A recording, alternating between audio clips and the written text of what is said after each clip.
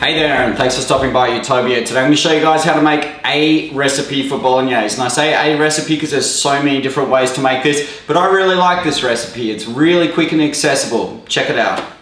Okay, so for this Bolognese recipe, we're going to need a little bit of extra virgin olive oil. I've got 1 Spanish onion, a big stick of celery, a medium carrot. I've got 2 cloves of garlic here, but you can use more if you want. And I've got a small red chili because I like a little bit of spice in the Bolognese, but you can pretty easily leave that out. I've got a small handful of picked rosemary, which I'm going to finely chop. And I've got some beautiful bacon here, which I made myself. So I'm going to use about 80 grams of that. I've also got 300 grams of ground meat. In this case, I'm using pork and veal. I've also got 2 big tablespoons of tomato paste. I've got a cup of whole milk down here, and I'll be using a good old splash of white wine as well.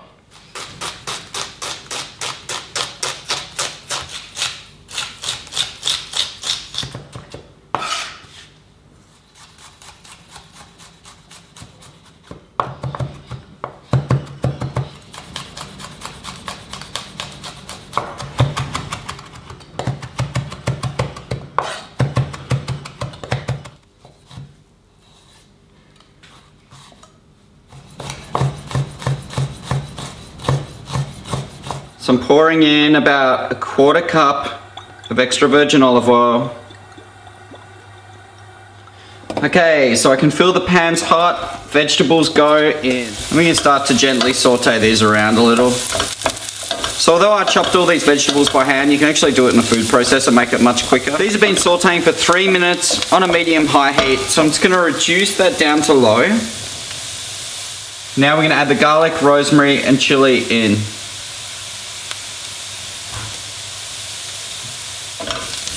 So we reduce the heat down to low so we don't burn the garlic. So these vegetables have been sauteing now for about 8 minutes combined time between the onion, carrot, celery, and including the time that I put the garlic, rosemary and chili into there. So now it's time to turn the heat up, bacon goes in. Or if you're using pancetta, you put that in now as well. And with the heat high, I'm now going to put this ground meat in there as well. Give it a nice mix around. Yeah. It's important to have a nice high heat in the pan there so we're actually browning the meat off rather than sort of cooking it on a lower heat so it releases moisture and then boiling it in its own juices.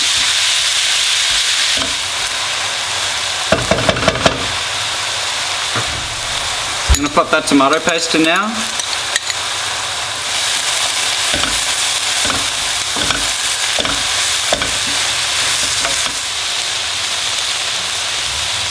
Good splash of wine.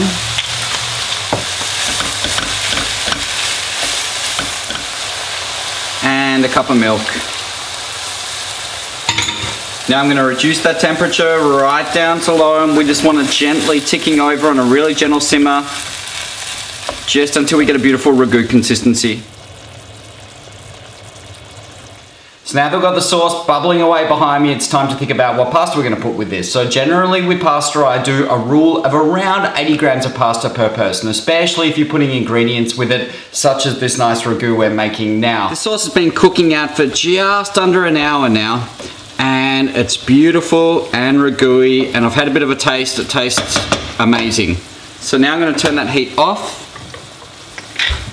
go in with some pepper, and a nice bit of sea salt, and just stir that through. If you're cooking for numerous guests, you could add the pasta directly into this pot with a lug of olive oil, gently sort of combine the sauce through the pasta and then serve it up. I'd normally serve it just straight in the pot as well, home style.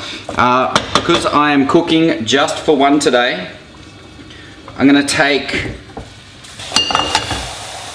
just a little bit of this sauce for myself.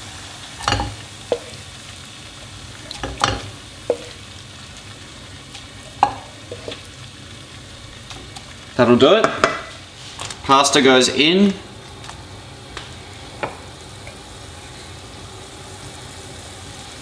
I'm gonna pop a cheeky amount of butter into that pasta. And that'll just give a beautiful richness, but also a silkiness that'll help coat the pasta.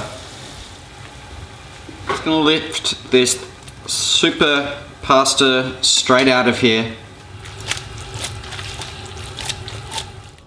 Okay, so it's finishing time. Here we have the pasta, and this is where we can now have a play. A little bit of extra virgin olive oil, some parsley, some parmesan.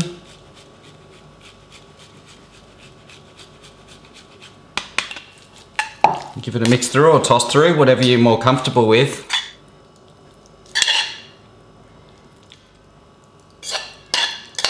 That's a version of the famous sauce from Bologna. A little unusual with the milk, but I hope you guys give it a go. It's really delicious. Remember, if you're not a pork eater, leave it out, no big deal. Cook it, put it up on Instagram, hashtag me so I can see it.